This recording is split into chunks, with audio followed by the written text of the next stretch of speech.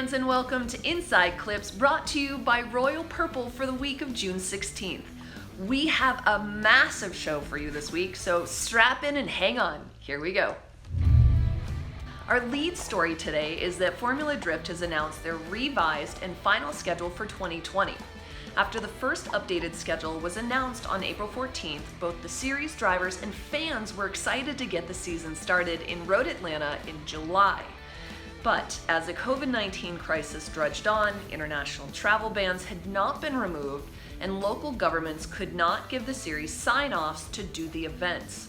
So, Formula Drift had to shift into Phase 3 of their 2020 planning. Let's hear from Formula Drift Vice President Ryan Sage, who gave us this message after the release went out on last Thursday. Hey Lorette, well, as you know, on April 14th, we announced our version 2 schedule, and everything in our minds told us that by July we were going to have no problem kicking off the first event of the year at Road Atlanta on July 3rd and 4th. But unfortunately, the COVID-19 recovery has been incredibly slow and confusing, both from a national and regional level. And once we saw that we were not going to be able to get the approvals to run our events in July, we quickly had to turn our attention to find out what we needed to do to save the season altogether. And that meant focusing on what we could guarantee for teams, drivers, and sponsors, and of course the fans that are interested in coming to our events. Saving the season became our number one priority. Because if we kept pushing things off later on into the year without a guarantee, we risked not having a season to run altogether. So last Thursday, we announced our new and final schedule for 2020. We'll have 8 rounds of competition at 4 existing markets that will include both Pro and Pro 2 championships. And those markets are St. Louis, Seattle, Texas, and Irwindale. Each round will feature a Pro 2 Top 32 competition on Friday, and then back-to-back Pro competitions, rounds 1 and 2, for example, on Saturday and Sunday. This new model will mark a first-time ever situation for competitors and for fans, and one that we're probably never likely to see again given the circumstances. So in addition to extending the events from Friday to Sunday, we will also be eliminating qualifying, which means we're bringing back the third place battle. In some sense, this crisis has taught us how to think much more outside the box than we typically have. And so what fans will get for this season is not only something that they'll never see again probably, but also something that we will guarantee to broadcast live and free around the world for all to see. We're thankful for everyone that was involved in this huge undertaking, and now the work is ahead of us to put it into motion and to make it happen. So expect a lot more from us in weeks to come, but we'll see you on the track in September. Well, we are very excited to hear this news and to put some certainty on the calendar for 2020. In other news, we're excited to announce that RTR driver Chelsea Denofa has joined the Monster Energy Drink athlete team. Denofa gave us the news last week and said this: "It's sick to join the Monster Energy team, a program jam-packed full of rippers in so many disciplines is really an honor to be a part of. The brand has been pushing the limits of content creation for as long as I can remember, and I can't wait to share some of our crazy ideas with you guys."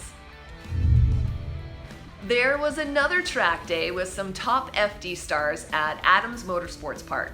Chris Forsberg, Dylan Hughes, Ryan Turk, Sideways Sean, TJ Hunt, and Rad Dan all went out to Adams Motorsports Park and had a super fun practice day with some sweet tandem trains thrown in. Professional scooter rider and YouTuber Corey Funk was also there with his E36, and it was so good to see him driving, learning, and improving his skills on the track. Check out this footage provided by yours truly and aerial footage provided by Race Service.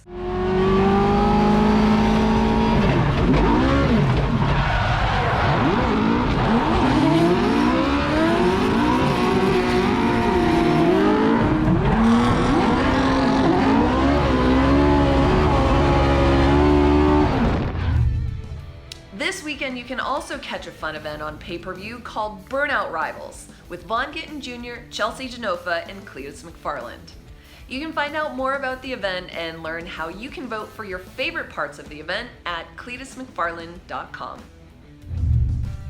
Our friends over at ClassicCars.com are having the first ever virtual Future Collectors Car Show, which will take place during the Peterson Car Week on Thursday, August 13th.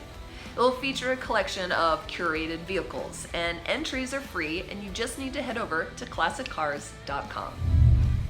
Kevin Lawrence won the third round of the Florida-based series Clutch Kickers. Congrats, Kevin! In more sobering news, and we're really hoping that the drifting community can help here, our dear friend and Pro 2 driver Riley Sexsmith was seriously hurt in a motorcycle accident recently. A driver turned in front of him, causing a massive accident, and Riley has extensive damage to his left leg. Riley's going to need a few surgeries and also rehab. A GoFundMe has been set up for him. We know times are tough, but anything that can be done to help a fellow drifter and friend would be amazing. Please check out this link right here.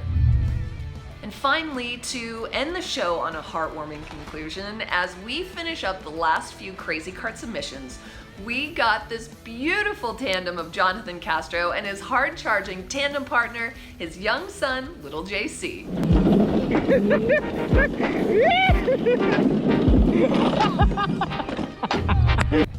For Inside Clips, I'm Lorette Nickel.